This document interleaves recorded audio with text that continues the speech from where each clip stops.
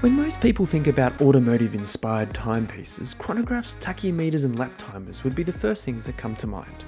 However, Autodromo founder and creator Bradley Price drove beyond the realm of normal and landed in the 80s, an era of flamboyant, loud and overpowered race cars, a place where driving on the edge was normal, yet exhilarating. For a company that sits in the micro-brand or independent category, the attention to detail is superb. Starting with that perfectly sized 39mm case, along with a lug-to-lug of 51mm, don't let the dimensions fool you, a thickness 9.9mm and a lug width of 20mm with drilled lugs, we are presented with a watch with fantastic proportions. Brushing on the top side of the case is beautiful and consistent in a vertical pattern. Clean edges that taper into that integrated bracelet are visually pleasing and only enhance the retro vibe. On the bezel, there's tool-like grooves that you would normally see on a case back and adds additional texture and dimension to the front part of the case. The brushing continues to the back portion of the case, where you are met with a simple yet clean screwed-in case back comprising of raw titanium, which adds another level of contrasting materials that are pleasing to the eye. The titanium and stainless steel bimetallic case, Autodromo's words not mine, is lightweight, 115 grams, yeah I weighed it, and sits well on the wrist thanks to some clever design techniques. These include how the movement partially sits within the slightly domed caseback and the sharp but beautifully executed angular lugs. As mentioned, the bracelet takes on a flow and style we have seen in the past from other brands. However, Autodromo has an extra trick up their sleeve.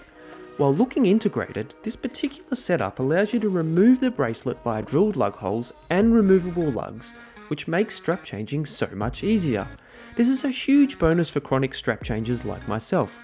I mention this as the Series 1 Group B version had fixed spring bars and was only wearable on NATO straps. While the lug width is 20mm, it flares out to 23mm, then tapers down to a very comfortable 18mm. If I was to be crucial of the bracelet, it would be the lack of micro adjustments in the seamless butterfly style clasp. While it looks fantastic and continues the streamlined looks, it could make sizing an issue for some wearers. 50 meters water resistance is more than suitable for everyday wear, and inside the titanium caseback we have the Miyota 9015 automatic movement. Standard accuracy is listed as -10 to +30 seconds a day, and I'm happy to report my one here runs well within the mentioned specifications. The rotor is unidirectional and can be heard at times after moving your wrist, which could be disconcerting for some. While being a robust choice, it should be noted that the crown has a ghost position, whereby you have to move through the date function before getting to the time changing position. A modification to this would have been a great addition.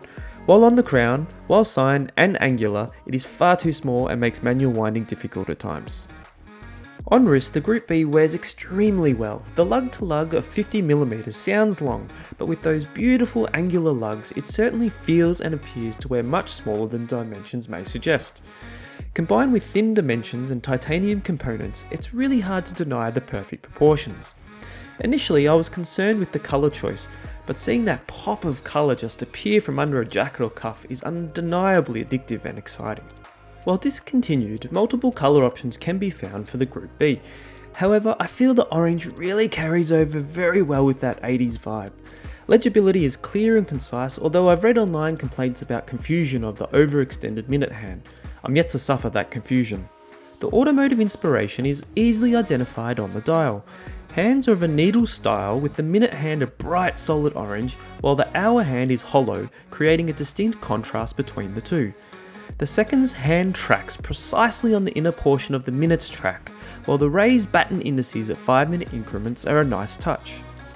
The outside scale is also slightly sunken compared to the center part of the dial, and comes together to replicate similarities to a tachyometer in a car.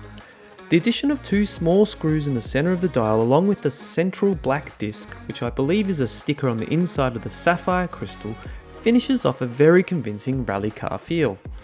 Lume is featured on all markings including the Group B logo, which is a great touch. The colour is something a cross between Tron and 80s car dash lights. While it looks very cool, its application is not of the highest quality and brightness is as good as the ride in an old race car. While the colour and design may not be to everyone's immediate taste, you really have to admire what the brand is producing. While there are similar components and design elements to pieces of the past, it's refreshing to see something inspired from an era while having its own identity in the modern day. While some may argue the $975 Australian price tag, I feel the execution, exclusivity, and design elements far outweigh any pricing argument. While the automotive inspiration is obvious, and if you didn't pick it by now, yeah, I'm a car enthusiast as well, I feel this watch reaches far beyond that.